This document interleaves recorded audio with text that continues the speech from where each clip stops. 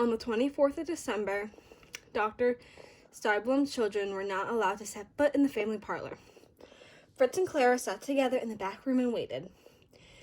In whispers, Fritz told his sister that he had seen Godfather Drosselmeyer.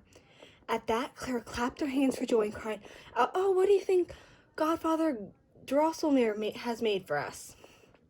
Fritz said it was a fortress with all kinds of soldiers marching up and down. No, Clara interrupted.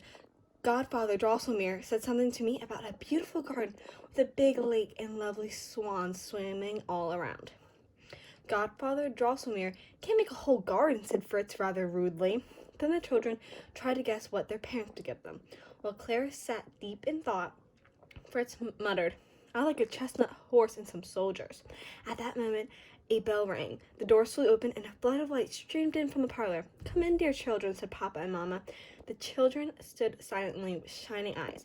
Then Clara cried out, "Oh, how lovely! The tree is spectacular." Meanwhile, Fritz galloped around the table, trying out the new horse he had found. Then he reviewed his new squadron of soldiers, who admirably outfitted in red and gold uniforms. Just then a bell rang again. Knowing that Godfather Drosselmeyer would be unveiling his present, the children ran to the table set up beside the wall. The screen that had hidden it was taken away. The children saw a magnificent castle with dozens of sparkling windows and golden towers. Chimes played as tiny ladies and gentlemen strolled around the room, and children in little skirts danced to music. Fritz looked at the beautiful castle, then said, "Godfather Drosselmeyer, let me go inside your castle." "Impossible," said Godfather Drosselmeyer. "Then make the children come out," cried Fritz. "No," said the godfather crossly. "That too is impossible. This is how the mechanism works, and it cannot be changed." "Then I really don't care for it," said Fritz. "My soldiers march as I command, and they're not shut up in a house." Fritz marched away to play with his soldiers.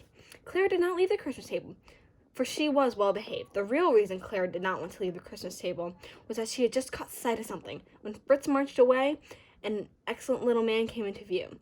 The distinction of his dress showed him to be a man of taste and breeding. Oddly enough, he wore a skimpy cloak made of wood. His green eyes were full of kindness, and his cotton beard was most becoming. "Oh, father," cried out Clara, "what does that little man belong to?" "Dear child," said Dr. Staublum, "our friend here will serve you well. He will crack hard nuts for you with his teeth." Carefully picking him up from the table, Dr. Staublum lifted his wooden cloak, and the little man opened his mouth wide, revealing 2 sharp rows of white teeth. At his father's bidding, Clara put in a nut, and crack! The little man bit it into 2. The shell fell down, and Clara found the sweet kernel in her hand. Fritz ran over to his sister. He chose the biggest nut, and all of a sudden, crack, crack, 3 little teeth fell out of the nutcracker's mouth. "Oh, my poor little nutcracker," Clara cried, taking him out of Fritz's hands. "He's just a fool," said Fritz. "He calls himself a nutcracker, but his teeth are not good. Give him to me, Clara." Clara was in tears. "No," she cried. "He's my nutcracker, and you can't have him." Sobbing, Clara wrapped the nutcracker in her handkerchief. She bandaged his wounded mouth. Then she rocked him in her arms like a baby. It was getting late, and Mother urged her children to turn in for the night. But Clara pleaded, "Just a little while longer, Mother." Clara's mother put out all the candles, leaving on only 1 lamp. "Go to bed soon," she said, "or you won't be able to get up tomorrow." "Thank you," Clara said, smiling. As soon as Clara was alone, she set the nutcracker carefully on the table, unwrapped the handkerchief ever so slowly, and examined his wounds. "Nutcracker," she said softly, "don't be angry at my brother Fritz. He means no harm. I'm going to take good care of you until you're well and happy again." Clara picked up the nutcracker and placed him next to the other toys in the cabinet in the parlor. She was going to her bedroom when she heard whispering and shuffling. The clock twirled 12 times. She heard giggling and squeaking all around her, followed by the sound of thousands of tiny feet scampering behind the walls. Soon Clara saw mice all over the room. Noisily they formed ranks, just as Fritz's soldiers did. Crushed stone flew out of the floor as though driven by some underground force, and 7 mouse heads with 7 sparkling crowns rose up, squeaking and squealing hideously.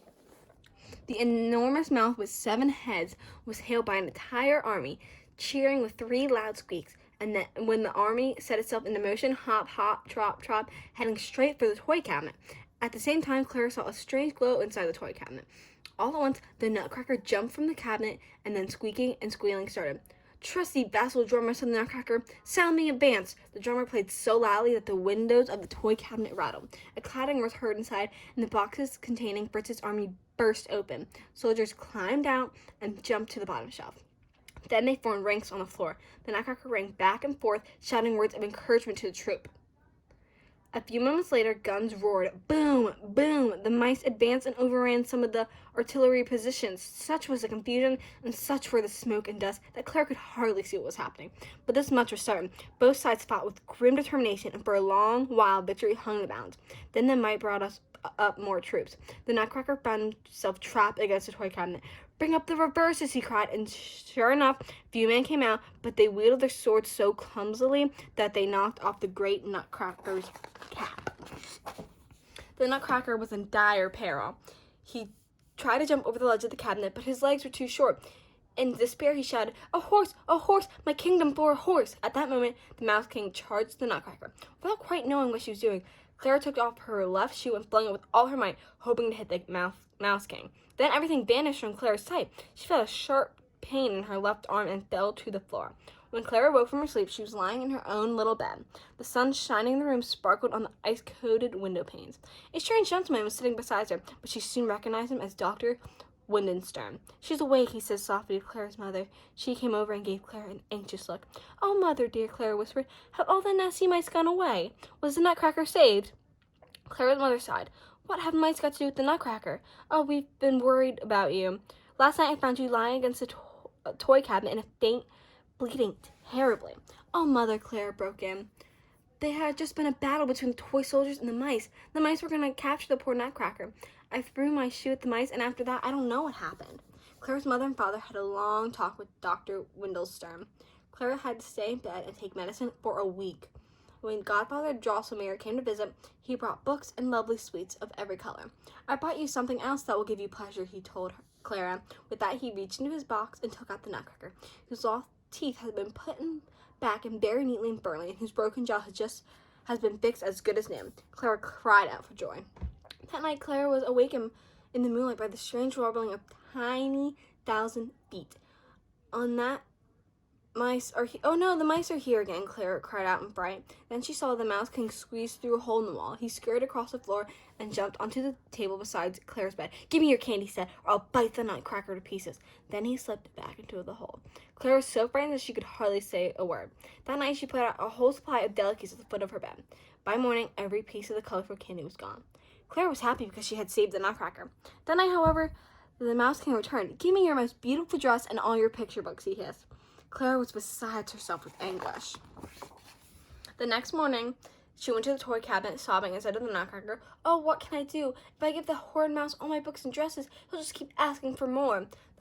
The Nutcracker said in a strained whisper, "Buy me a sword." And with that, his words ebbed away, and his eyes became fixed.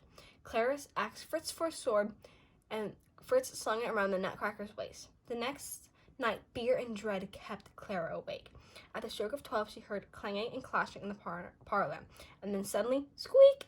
Soon Clara heard a soft knocking at the door, and a faint little voice say, "Mrs. Drumblum, open the door and have no fear, I bring good news."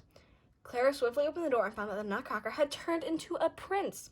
The prince took Clara's hand and told her how he was really Godfather Drosselmeyer's nephew, and an evil spell had turned him into a Nutcracker. When he defeated the Mouse King, the spell was broken, and he was turned back into a prince. "Oh, Miss Drumblum," said the prince, "what splendid things I can show you in the hour of victory over my enemy, if you will follow me a little way." Clara agreed and followed the prince to the big clothes cupboard in the entrance hall. The door of the cupboards were wide open. The prince stepped inside, pulled a tassel, and a little ladder came down through the sleeve of a traveling coat. Clara climbed the ladder and soon passed through the sleeve. When Clara looked out through the neck hole, she found herself in a fragrant meadow. "This is Candy Meadow," said the prince. Looking up, Clara saw a beautiful arch as they were passing through it. "Oh, it's so wonderful here," she sighed. The prince clapped his hands, and a little shepherd appeared. He brought up a golden chair and asked Clara to sit down. Then the young shepherd danced a charming ballet. Suddenly, as a signal, he vanished into the woods. The prince took Clara's hand and led her on a tour of his kingdom. They walked through Gingerbread Grove, where icing lined the rooftops of each charming house. They strode along a beautiful stream where plump red fruit grew taller than the two of them. They walked across bridges and had a lovely picnic in the frosted forest. In the distance, Clara saw a beautiful city with a giant castle. "I've never seen anything so fantastic," Clara exclaimed. "Can we go there?" "Clap 3 times," said the prince. Clara laughed and clapped 3 times.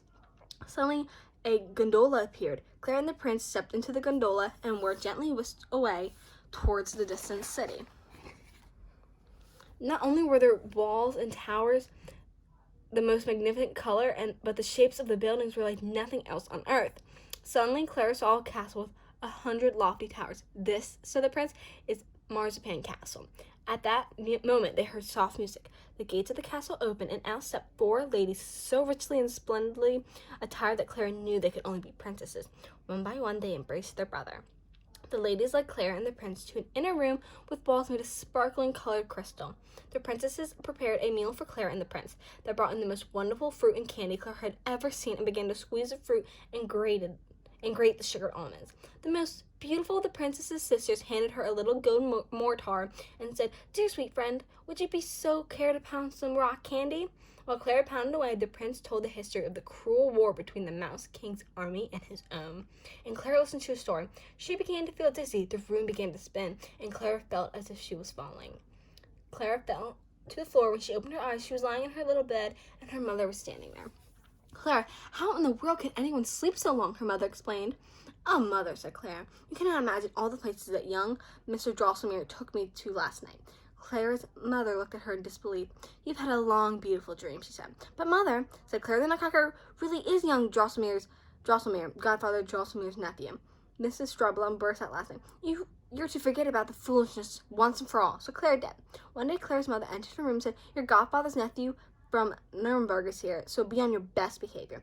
Clara turned as red as a beet when she saw the young man, and she turned even redder when young Drosselmeyer asked her to go with him to the cabinet in the parlor. He went down on one knee and said, "Mrs. Strubblum, you see at your feet the happiest young man whose life you saved on this very spot. Please promise me that one day you will come and reign with me over Marzipan Castle." Clara said softly, "Of course I will come with you." Years later, Clara left in a golden carriage. She is still queen of a country where the most wonderful things can be seen if you have the right sort of eyes for it. The end.